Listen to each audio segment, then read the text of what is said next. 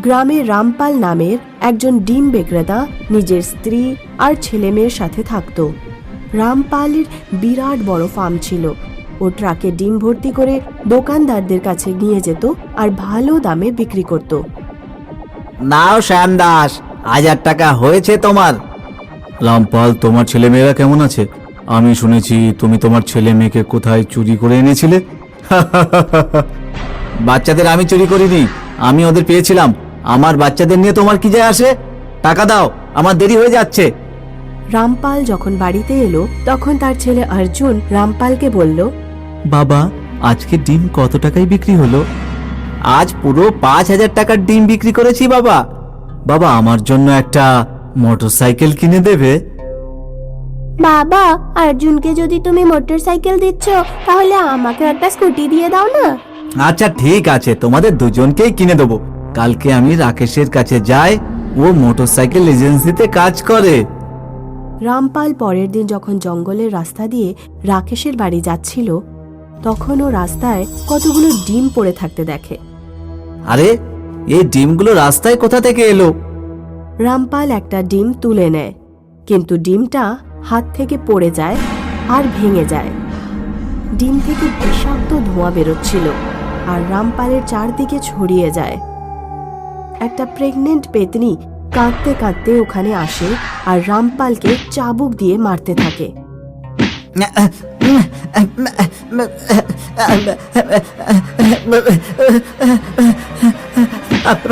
আমাকে ছেড়ে দাও।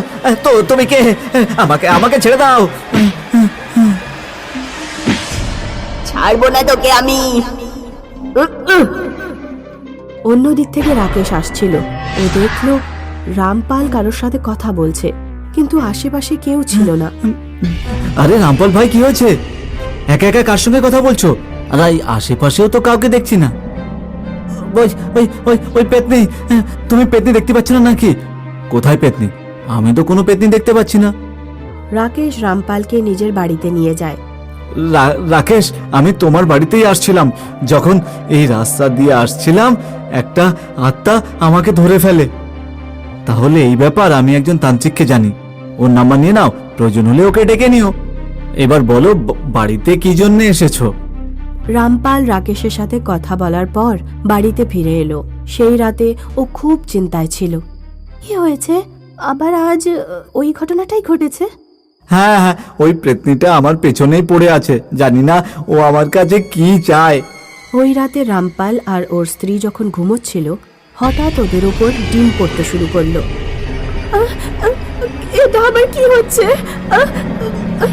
ঘর থেকে পালাও। ওরা ঘর থেকে দৌড়ে পালাতে যাচ্ছিল, কিন্তু ঘরের দরজা নিজে থেকেই বন্ধ হয়ে গেল। ঘরে একটা ভয়ঙ্কর পেতনি চলে আসে। তুমি কে? তুমি আমাদের পেছনে কেন পড়ে আছো?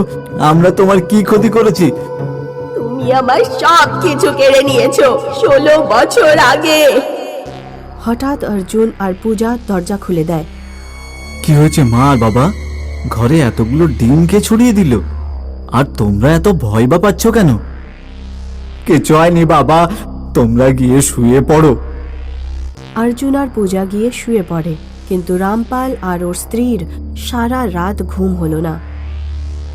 যখন থেকে বাচ্চারা আমাদের বাড়িতে এসেছে তখন থেকে ওই পেতনি আমাদের পেছনে পড়ে আছে। আজও আমাদের ক্ষতি করতে চায়। কাল এমনও তো হতে পারে যে ও আমাদের বাচ্চাদের ক্ষতি করবে। না, ও আমাদের বাচ্চাদের ক্ষতি করবে না। এত বছর ধরে অর্জুন আর পূজাকে ও দেখাই দেয়নি। ওই পেতনিটার অর্জুন আর পূজার সাথে কি সম্পর্ক আছে? তুমি অর্জুন আর পূজাকে বাড়ি নিয়ে এলে আর তখন থেকেই ওই পেতনি আমাদের পেছনে পড়ে আছে।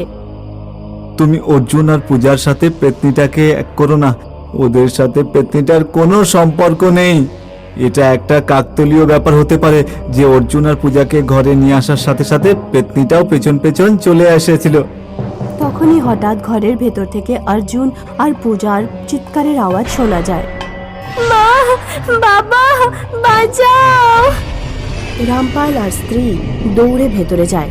যখন ওরা অর্জুন আর পূজার ঘরে যায় তখন ওরা দেখে যে অর্জুন আর পূজা গলা পর্যন্ত দুটো বড় বড় ডিমের মধ্যে আটকে আছে।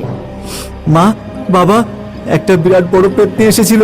ওই আমাদের ডিমের মধ্যে আটকে রেখেছে। আমাদের এখান থেকে বের করো। আমাদের দম বন্ধ হয়ে যাচ্ছে, আমাদের বাইরে বের করো। রামপাল হাতুড়ি নিয়ে আসে আর হাতুড়ি দিয়ে ডিমটা ভাঙতে শুরু করে। তখন অর্জুন আর পূজা বাইরে বেরিয়ে আসে। মনে হয় এখন ওই তান্ত্রিককে ডাকতেই হবে। রামপাল তান্ত্রিককে ডাকে আর নিজের ঘরে যজ্ঞও করায়। ওম হ্লেম ক্লেম ওম হেম হেম ক্লিম চামুন্ডায় বিচ্ছায়। ওম হেম হ্লেম ক্লিম চামুন্ডায় বিচ্ছায়। কে তুই? সামনে আয়। ওম হেম ক্লিম ওমুন্ডায় চামুন্ডায় নমো বিচ্ছুই চামুন্ডায় নমো। এ মুন্টু মেন্ডি মেন্ডি চামুন্ডি চামুন্ডি সামনে আয়। রামপাল তোর কি ক্ষতি করেছে? কেন ওকে বিরক্ত করছিস? 16 বছর আগে জঙ্গল থেকে ও আমার ডিম চুরি করেছিল। এই দুটো বাচ্চা ওই ডিম থেকেই বেরিয়েছে। রামপাল লোকজনকে বলি এই দুটো বাচ্চা জঙ্গলে পড়েছিল। তুমি বলতে চাইছো যে ওই ডিম দুটো তোমার ছিল? হ্যাঁ, ওই ডিম দুটো আমার ছিল। আমরা পেত্নীরা সহজভাবে বাচ্চাদের জন্ম দিই না, ডিম পারি। আমার বাচ্চাদের ফেরত চাই। তোমার দুটো বাচ্চা এখানে সুরক্ষিত। আমরা ওদের বড় করেছি, আমরা ওদের ভালোবাসি। আমাদের কাছ থেকে ওদের ছিনিয়ে নিও না।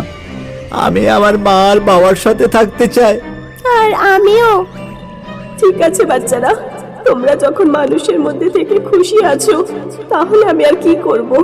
কিন্তু মনে রেখো, তোমাদের একটা মা আছে যে জঙ্গলে থাকে। তোমার যখন ইচ্ছা তোমার বাচ্চাদের সাথে দেখা করে যেও। আমার বাচ্চাদের যেন কোনো অসুবিধা না হয়, না হলে আমি তোমাকে জ্বালাতন করব। এই বলে পেতনি ওখান থেকে চলে যায়।